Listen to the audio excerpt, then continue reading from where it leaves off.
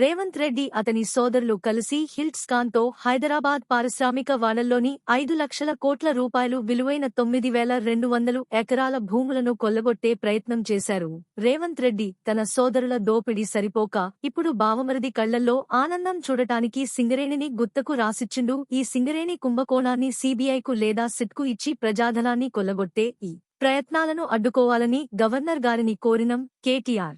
అన్నదమ్ములు దోచుకున్న సరిపోవట్లేదంట రేవంత్ రెడ్డి గారికి. హిల్ట్ కుంభకోణం పేరు మీద హైదరాబాద్ లోని పారిశ్రామిక వాడల్లో భూములను కొల్లగొట్టడానికి 5 లక్షల కోట్ల విలువ చేసే 9,200 కోట్లు 9,200 ఎకరాల భూమిని కొల్లగొట్టేదానికి ప్రయత్నం చేస్తే మా పార్టీ బయటికి తీసుకొచ్చింది.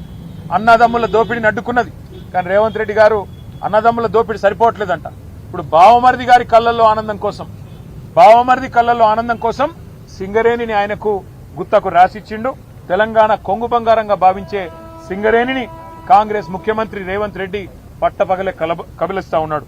అందుకే మేము అడిగినాం ఇవాళ గౌరవ గవర్నర్ గారిని, సార్ మీరైనా ఇన్వాల్వ్ కండి, మీరు కిషన్ రెడ్డి గారికి ఆదేశం ఇవ్వండి, సిబిఐకి ఇస్తారా, సిట్టింగ్ జడ్జికి ఇస్తారా, మీ ఇష్టం, ఎవరికి ఇస్తారో ఇవ్వండి, కానీ ప్రజాధనాన్ని కొల్లగొట్టే ఈ దుర్మార్గపు వ్యవస్థని, ఇటు సోలార్ పవర్ లో కుంభకోణం, అటు సింగరేణి ఓబీ గనుల్లో కుంభకోణం, దీన్ని అడ్డుకోండి, దీన్ని వెంటనే నివారించండి, ప్రజా సొమ్మును కాపాడండి అని చెప్పి కార్మిక లోకం తరపున సింగరేణి కార్మిక సోదరుల తరపున వారికి విజ్ఞప్తి చేశాం.